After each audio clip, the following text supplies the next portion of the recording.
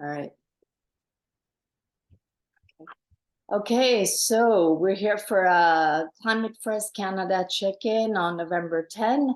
We're speaking with Dawn Sproul in Ottawa, and yeah, go ahead, Dawn, about your recent you're just beginning the journey of offering the fresk to your friends and family. So tell us a little bit how that's going. Yeah, so I think it's going well. The proof will be next Tuesday when we do our first private session. I'm scheduling other friends and family, and it would be very useful, I think, if we had a video that we can send. Every time I invite somebody, I have a little blurb that I send about what Climate Fresk is all about. Yes. And I think that's helpful. I actually always send the New York Times article. Yep, it helps tremendously, doesn't it? It sure does. And I think one of the issues, I think, too, is the word, I stumble over the word fresk, because I think really the real translation is climate collage. Yes. In North America would work a lot better. Yes. But so that's for reference, I think. Yeah, I agree. I had the question yesterday again. And every time I do the workshop, I have people say, "But what does fresk mean?" And usually when I introduce the workshop, I explain that it just, is just close to the French word fresque. And the founders in France just thought it sounded good in English as well, and didn't really seek to name it an official English word. But I do always get that question. People are confused by the term fresk. Yes. And I can understand you want to have one label that's good globally, but maybe it could be Climate Fresk / collage. And, or I was going to say, the official translation of fresk in French is frescoe. There is a word in English that's frescoe. And the idea of the climate fresk is to create this sort of frescoe, as if we were, creating a mural, creating because, there's the whole artistic part of it. So that's why it's a bit more than a collage, and fresco is really the right word for it. So if at least they had named it Climate Fresco, that may have communicated a lot of what the workshop is about. Yeah. The other thing too, I think you were talking about doing a short video. Mm-hmm. I think so when I send out invites, I send out a link to the New York Times article. Yeah. But maybe a short video, I think, would help lower barriers so that people get an idea of what they're coming to attend. Yeah, I agree. So there is a short video done by the association on YouTube, by the nonprofit in France on YouTube, but as you may know, but it is a bit long, and it doesn't just focus on what the workshop is about. And what I'm trying to do is, as you say, create a very short, 30 seconds to 1 minute video that just shows people, engaging in the workshop. That's all. So I'm working on that, but it's going to take a few more weeks. With a videographer. Yeah. And I did see the one online, and I might start including it for people want to, understand a bit more about what they're getting into. Yeah. So the other thing is on cards. If you're recording it for the general audience, I found that I could get the size of the card is important, and I went with 100 millimeters by 150, so the standard. Yeah. And I went to a printer locally in Ottawa, and for like $33, tax included, I got a set printed, and they just converted the millimeters to inches. And it worked out very well. So Dawn explained something to me. I thought Canada had switched to the metric system. Am I mistaken? You're half right. Okay. It's a big joke. Okay. Because in certain areas we got halfway there in terms of kilometers and things like that, buying gasoline in liters, but in other areas we're not there. And in fact, if you buy meat in a grocery store, I think it may be labeled in kilograms, but they sell it by the pound. It's very confusing. Right. Yes. Okay. Thank you for that. Yes. And when it comes to paper sizes, we have definitely different paper sizes. Yes. So the stuff about print your own. Yes. If you print your own in North America, because it's 8.5 by 11 letter paper, the things will get reduced. The cards will get reduced. So we got halfway there. And then I think the US said there's no way they're going to do it. And so we're. And tell me, when you talk about temperatures, do you talk in Fahrenheit or in Celsius? Celsius. Okay, so we're there for the temperatures. Okay, that's good. Phew. All right. And the other thing I discovered, and I'm not sure, my card set that I printed out, there's an American English and a British English version. Yes. And I printed off the American version without looking at it. And I found that some of the words I didn't like, and I liked what was on the British version. And I can't remember the words. Oh, really? That's interesting, because I did. We started printing the UK version. I think just by not really paying attention that there was a US version, and in the UK version, the measurements are all in the metric system and Celsius, whereas on the US version you have the two systems. So temperatures are both in Fahrenheit. Okay. But I didn't notice the wording difference. Actually, I used them yesterday for a frescoe, and I didn't notice. I'd be curious if you remember which words sounded a bit off to you, maybe for a Canadian audience. I put my cards somewhere, and I'm just looking for them right now. I've cleaned up my office, so. That's the problem. My office is full of paper rolls from yesterday. Of all sorts of stuff from the workshop. I wish I could remember. I have to send it out to you, but it's sure. But I did notice the difference, and I prefer the British one. I don't know why, but it's just, I think it's the way I've been trained or something. So Well, just so you know, depending on your audience, though, the British one will be in centimeters and meters and kilos. So if you do want some pounds and some, But I think for Canada, the metric system for the cards is the way to go. I think that works. So I would go with the British system. Okay. I would recommend that.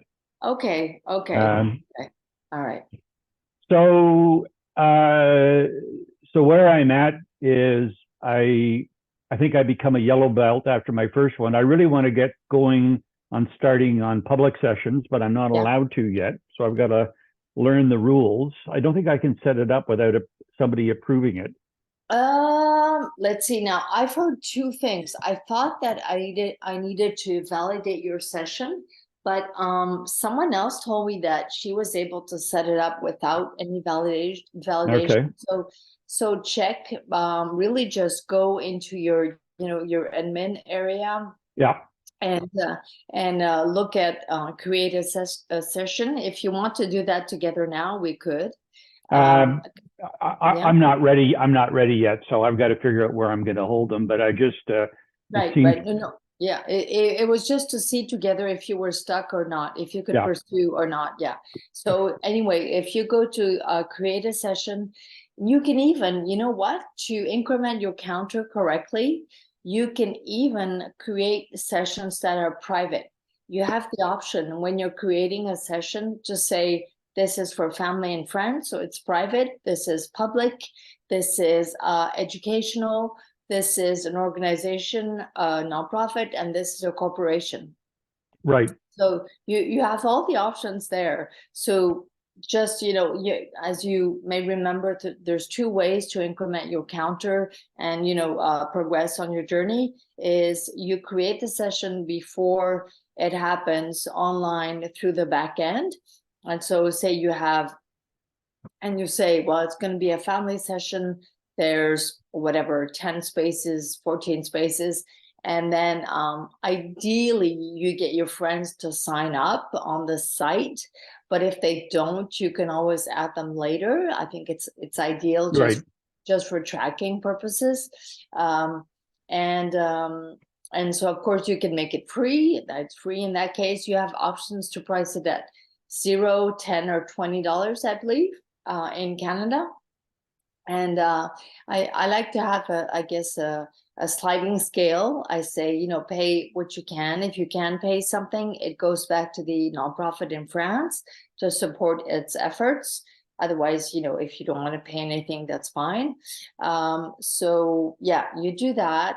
And the other way to increment your counter is you haven't created a session on the site, and the nonprofit just trusts you to increment your counter after the fact and say, okay, I reached 5 people on this date in this location, and you just enter it manually on a form, Right.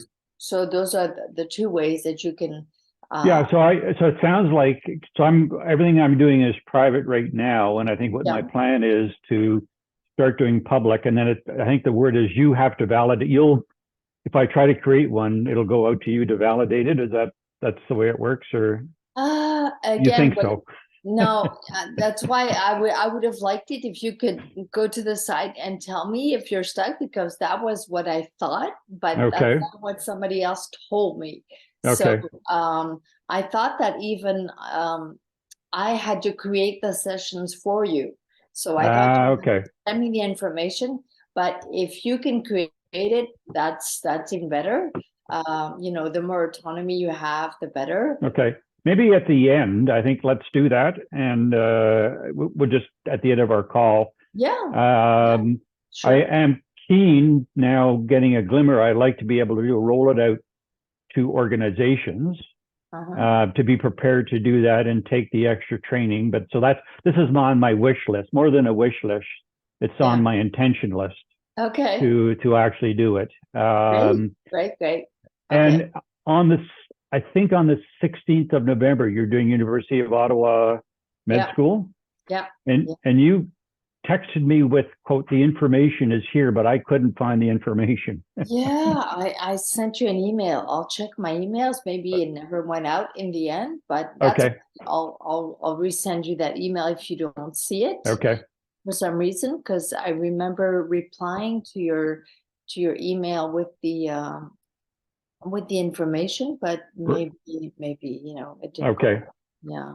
All right. Well, that's I've got it, and then we'll close on that. And by the way, it's also on my intentional list to attend a session. There's no English sessions in Montreal. No. They're all, and I thought it would be interesting. My daughter's at McGill, and I thought I would try to set something up in English, but I might actually attend as a facilitator and sit on in a French session in Montreal as well too. So that's on my wish list. Okay, to start connecting with the Montreal people. Yeah. Oh, I know them very well. The Montreal people, they're all francophones. Yeah. So that's why it's a bit maybe complicated. So you know Benoit Fekel, you have him on the map of the representatives. He's the representative for Quebec. Okay. Yeah. But so let me understand what you were trying to do. You think you would like to join a session in English or in French? In French. Oh, okay. Okay. Perfect. Yeah. So I would join in French, get to know some of the people there, right? Yeah. And then say, now maybe I could do one in English and see how that would work out. So yeah, and you know the people there, so that's good to know, right? That, we of course, with the few of us in Canada, luckily we have regular calls to check in on Okay. on how we're all doing. Yeah. So the other, I'll come back to some other ideas, but there's in addition to Climate Fresk, I'm really looking at a lot of things on a global basis. So it's interesting. I've ordered the expert cards. Oh, okay. Only because I've actually done a climate science course. Yeah. I look at them and I said, well, I understand what this is about. Yeah. And for what I understand, the expert cards are only for communicating with other facilitators. It's That's to right. increase your That's depth. right. It's something Yeah. I haven't had the chance to do yet since there's so few facilitators in Toronto so far. Yeah. But it's a way to reinforce each other in our knowledge, in our, it's just a sort of like continuous training. It's a way to keep us, informed and Yeah. curious. Yeah. Yeah. So what's interesting is there's a lot of things going on in Ottawa, and I think what I'm beginning to understand, it's a lead up to COP. Oh, yeah. And so I went to a inaugural event for carbon removal in Canada. Yeah. On Wednesday. Okay. And then the Canadian Climate Institute set up it was really an excellent session.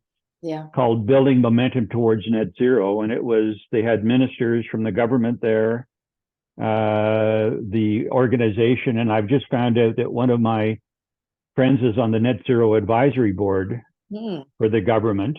Wow.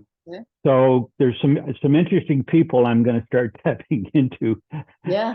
Just because of Ottawa, when you scratch the surface, you'll find people that are plugged in, I think, to what's really, really going on. So yeah. Well, no, that's great news. So yeah, hopefully you can start offering the workshop to organizations soon. Now, just on that point, as you know, there's two ways you can continue your journey. Try and put together as many even private counts towards your counter. Right? Even so, private and public fresks as much as possible. Have you tried reaching out to organizations that could welcome the fresk free of charge, like libraries or other types of organizations? No, I haven't done that, but I've got some ideas. Okay. And so it's interesting you say free of charge, because I think libraries, in my climate science course, people mention organizations, and there's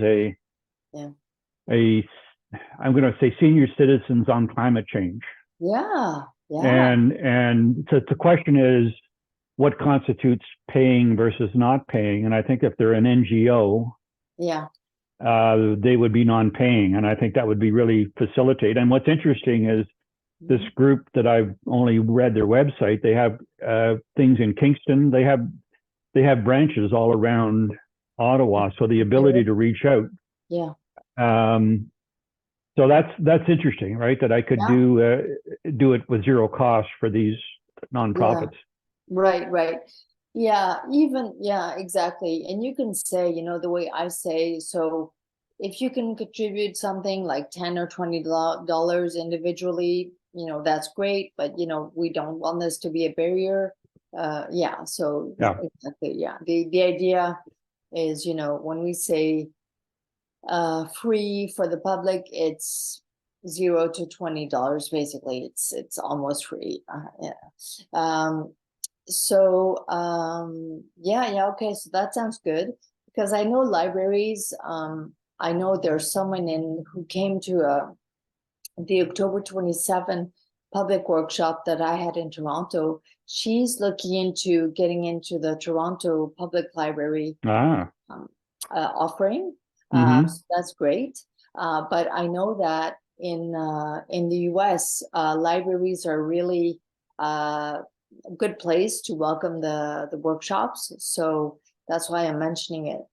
I haven't had much luck reaching out to a local nonprofit here to ask about welcoming us for public fresks. But as you know, I've had luck with this cafe and store called Creeks that at least is happy to welcome us until 8. That's the only limitation. So maybe open your mind out to different areas, even, a place like Creeds that's pretty big and open, and, they just have people having coffee at the end of the day and they have extra space, maybe, or, I know in the US, in New York, they use a restaurant.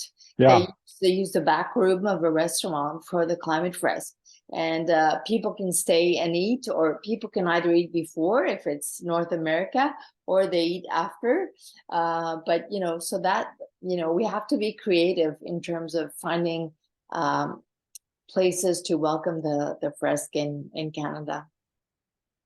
Okay, good. And I mean, I think libraries is an excellent idea. And the other thing is there's community centers in Ottawa where I don't want to pay for the room, but I want to be able to use the room and get them to promote it, right? So exactly. And if they ask you anything about like the organization, the difficulty is the organization is based in France. The Climate Fresk nonprofit is France. When I facilitate, for example, for organizations, I used a Tech for Good Canada nonprofit as a how do you say I guess a sponsoring organization for the Climate Fresk. So if you need a sponsoring organization that's a federal Canadian organization, you can say that Tech for Good Canada is basically distributing the Climate Fresk in Ontario and in Canada if they need a local representation, because often it's important for libraries or community centers to know a little bit about the organization, and one that's in France is probably not going to be satisfactory for them. Okay. Oh, good. Yeah. Those are very good ideas, and I've been keeping my eye open for something like Creeds was a great spot. That was really, really good, right? Yeah. One of the other things it's interesting is I got my cards and I put the leaf into my dining room table and I laid the cards out. Yeah. And I laid them out along the length of the table. And what I found at Creeds was it was really hard to draw. There wasn't enough room on the table to draw the lines. Yeah. And now I'm thinking about like it's in the videos, is turning the cards the other way so that you've got room to draw the lines. That's just a little FYI. Oh, I know. It really depends on the size of the table. Yeah. And sometimes it's more or less wide. It really varies. We have to be very adaptive, because we can't it's very hard to control the size of the table, basically. And the other reason for doing it from top to bottom versus sideways is because if you have more than 4 people, people on the other side will be looking at the cards the other way, and often those people aren't really following. If they're looking at the cards, from up, backwards, basically. Right. It's hard to really for them to follow. So that's why, depending on the size of the table, I agree that ideally you place the cards along the length of the table, the way that the fresk is usually shown. But we were still able to create arrows, maybe not as many, maybe not as thorough, but people still create arrows, from top to bottom. Yeah, so it's still where it works out. And something that that sometimes we forget that is in the training, and that I started doing again yesterday with Jerome, who was facilitating with me, is to tell people they can start adding arrows right after set 3. So not wait until the end. Right. Because often you say that and people don't dare, they're like, oh, nobody picks up the felt and starts drawing. But if you wait a little bit, it's okay if there's blank and nobody does anything at first, but then one person picks up the felt, and it actually helps, I find, because it's fresh in people's minds. So the first 3 sets are the really tough scientific content of what's going on, and then the other sets are the consequences on weather and on us. So it helps, I think, to clarify things while it's fresh in their mind. And I say you can start circling things that go together. You can start adding arrows. And so yesterday it worked well that they started adding arrows at that point. And then and also it helps because they started using their hands, and one started drawing. And as you know, it can be a challenge if you're not yourself an artistic type to insist that people do the illustration part, because it is part of basically, well, for some people it's a way to participate. Some people are more intellectual, some people are more manual, so it's a way for everyone to participate. It's also a way to express, it's a better way to express how you feel. Yesterday there were people drawing. For example, there was one person who was really, sad about all the human consequences, and so she drew a firefighter next to the card about fires. It's a way to express feelings as well. So it's really important not to think that this part is like childish, not important, and getting people to use the felts right at stage 3 gets them into the habit, gets them moving in terms of decorating the fresco. Right. And if I remember, set 3 is the one where the row of 5 cards goes right in the middle. By then, you know how to space it out, right? So yes. So that makes sense. Okay. Yeah. Okay. Yeah, That's good. Exactly. Yeah. Yeah. Yeah. Okay. So I'm just going through things. Communications, so to me, is still confusing. I have no idea who on Telegram who everybody else is. Oh, well, it's normal. You're not supposed to. People just join. Yeah. Okay. People who are facilitators like you, people get trained every day. And so they just joined the group for facilitators in English Canada. So okay. So it's anywhere across Canada. So out of curiosity, am I the only facilitator in Ottawa? I mean, I know Louise is here. Yeah, but, well, did David get trained as well? Yeah, David got trained as well, and I would have invited David, but he was busy today, and he's going to come to our session on Tuesday. He's my co-facilitator. No, I think you are the only one in Ottawa on Telegram, because I believe David hasn't joined yet, right? Yeah. Well, he Hamas uses Telegram. There's he's and the mafia uses Telegram, so he was a little bit concerned about that. And I'm not sharing my email list with Telegram, but no, I agree. I'm not sharing my contacts either. No. But that's good to know. And I'm, when I think of my friends, I'm also thinking about who would make good facilitators. So, I mean, if we're going to make this thing go, that would be another opportunity for people that might be interested. That's something you really want to communicate either at the beginning or at the end of the workshop is, now you've done this. If any of you want to get trained, you're lucky you have a trainer in Ottawa, or, they can join online.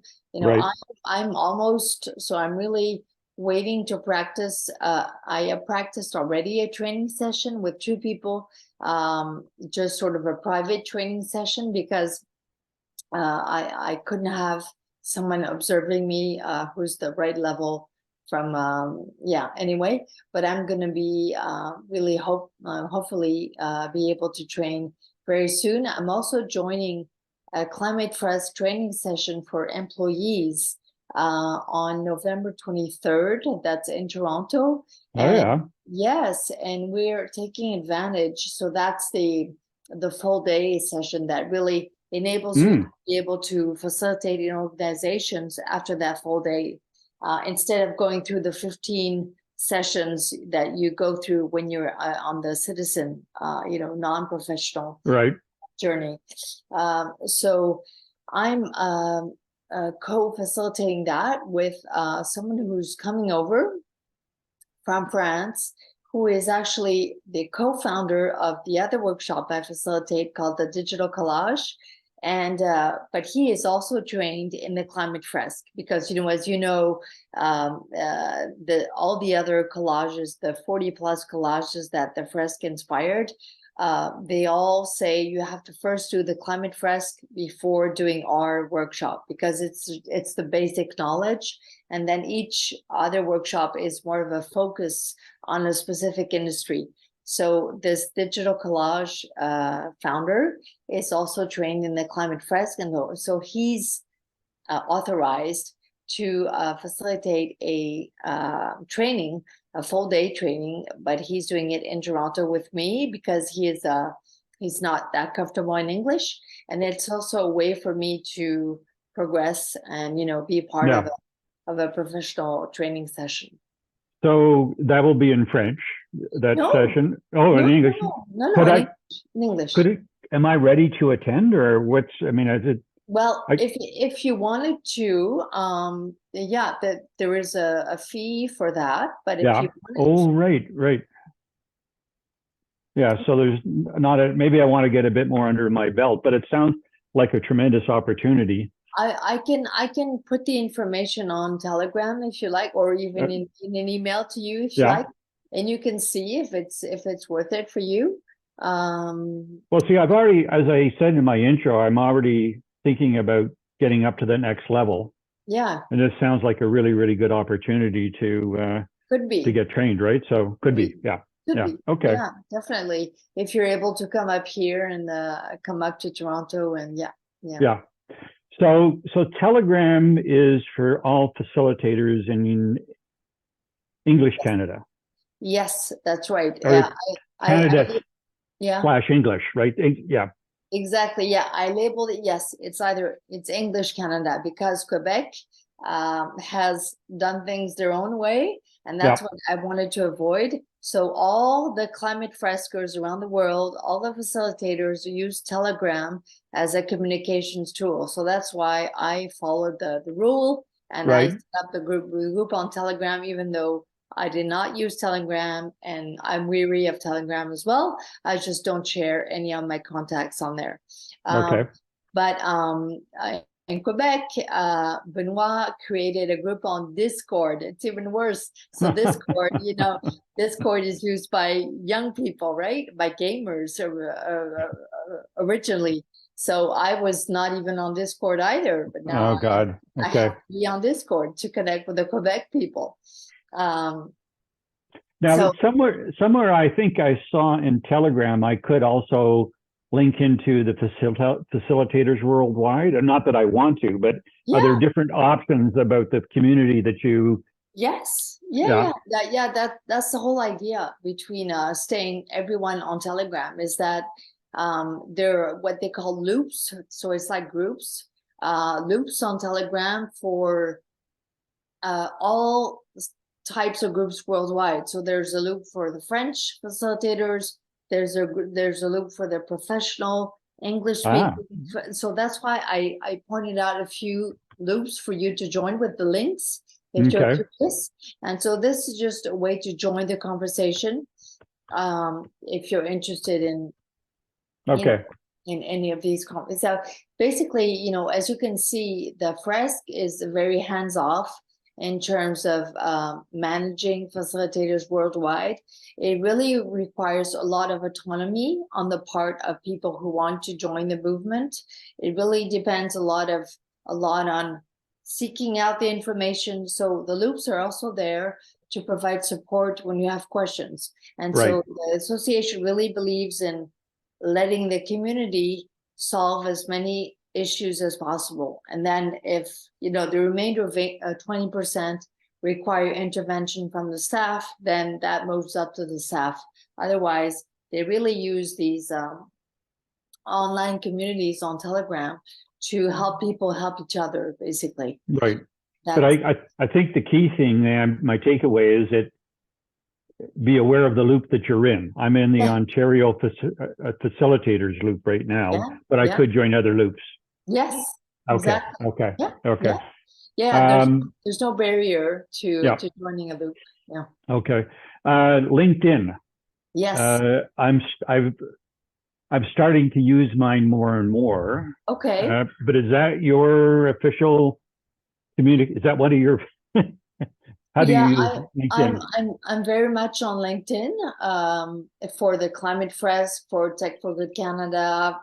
I'm a big user of LinkedIn because I'm a communicator and it's a communications tool. It's really a good visibility tool for the Yeah, professionals. yeah. So I've been on LinkedIn for 20 years. So yes, I do tend to. So if you send me a message on LinkedIn, I'll see it quite quickly. Um, Which is I what I'm just discovering that now, right? So it's yeah, yeah, yeah. yeah. I mean, But I I've been mean, on for years, but never used it. So oh, okay, yeah, yeah, because a lot of people who were like employees had little use of LinkedIn because they don't need to, seek out clients, be visible on what they're doing. But for the Climate Fresk, it's really a good way to reach out to professionals and let people know that it's out there because right. we don't have a site for Canada, as you noticed. We only have the French site, which is supposed to be global, but for example, it doesn't have a Canada page or a Spain page. It's just a global site. Okay. So it's hard to send, contacts here in Canada over to that site. So the way I'm having to piece this together is do a LinkedIn page for the Climate Fresk Canada. And I also created a Facebook page for Climate Fresk Canada and an Instagram page for Climate Fresk Canada. And this is where I post, images of past sessions. And this is where if you have pictures of sessions, you would send them to me and I would post them. I would tag you in the post. And so that Okay. you get visibility for Ottawa as well. Yeah. Okay. Good. Boy, but Facebook and my head is spinning, but I Yeah. guess Facebook could be a good way to get the word out to advertise sessions, right? Or Yeah, it's yeah, supposed to be, it's changed. It used to be a great way. Now, the audience of a post on a page is very low, but again, do as much as you're comfortable with. yeah, Even I don't have time to create the event. You're supposed to create an event on Facebook if you want to hope it gets some visibility, and that requires, more time. I've already created the event on the association site, so I have to go create it on Facebook. It's more time, and I'm not sure the ratio yeah. is good. Okay. People come because they know you. People come because you're inviting them at the beginning. If we had some sort of budget and this was a for-profit organization, I would have funds to do campaigns on Facebook to pay to get exposure for the different sessions, but that's not the case today. So, Okay. just keep it simple for now. But just know that if you follow the Climate Fresk Canada page on Facebook, on LinkedIn, you'll get the post and you can also reshare on your profile. And that way that just increases exposure for the Climate Fresk in Canada in general. Okay. Yeah, that's really good. Um, so that was good discussion. And then I Okay. guess there's always email, but what's the best way to communicate with you? With LinkedIn or Yeah, LinkedIn is pretty good, but obviously I'm everywhere as you yeah. can tell. But I have to be on Telegram, on email, on LinkedIn. Yeah, I use all these. Reaction time can be more or less quick. If I'm busy during a workshop, I won't respond for 5 hours. But Yeah. otherwise, Okay. yeah. So I think that's it for me. I mean, we can Okay. go back and look at the email for where the Ottawa session is, and then I can go on Climate Fresk and try to set up a Yeah. public one. So we'll see what happens. Yes. Oh, Uh, yes. so Did you want? I've Yeah. gone to email, Okay. and when did you send something to me or? It was a few days ago. That's why I'm gonna look at my sent Okay. emails to see if I see it. Otherwise, and if you want to, just are you on your computer now? Are you able to Yeah, try? I'm on my computer, right? So I'm looking at my email account. Right. So why is not working? I'm doing a search on your name. So would it have been from your San Francisco I email think account? because you had written to me on that email, I believe, Okay. about Ottawa, and so I think it would have come from there. But I'm Fresk Ottawa. There it is. Okay. Caroline, I got the okay, blah, blah, blah. Yeah. No, Hi you're to right. both. There's also, here's an invitation to join the discussion on Telegram if you can. Yeah, I didn't, is that where I find the? No. It would have been in the email. You know what? I'm not sure what happened to that email. Let me check again on the Climate Fresk email, because I had to create these specific Climate Fresk emails because I thought it was strange to be writing to organizations from my semi-personal email. So I created these. Yeah, again, I'm trying to we're sort of piecing this together. This is not a very professional management, so I'm having to sort of do with what I have. So yeah, no, I'm looking. I'll send you the address. Yeah, I don't see it in my send. It's just I also have to go back in my Ottawa.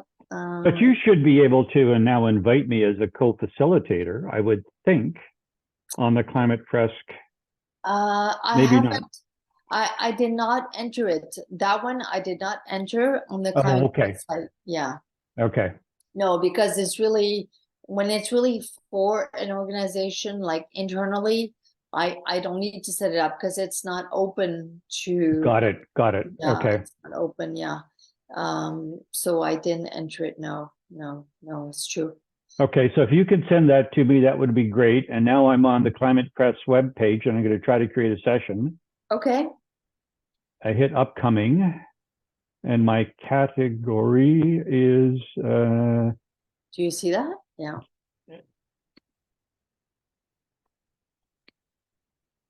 You see, I can't. I can do. It comes up as personal. I can do education. I can do public authorities, but when I try to do general public, it won't let me do it. Okay. So that confirms then. So yes, for the general public, you will probably have to go through me. Okay. First, yes, but you can at least do the personal ones. Right, which is what I'm doing. Okay. Exactly. Yes, and then it's normal that you wouldn't be able to do any professional ones because you don't have the level yet to be able to do those. Okay. Okay. All right. So I'll remember to send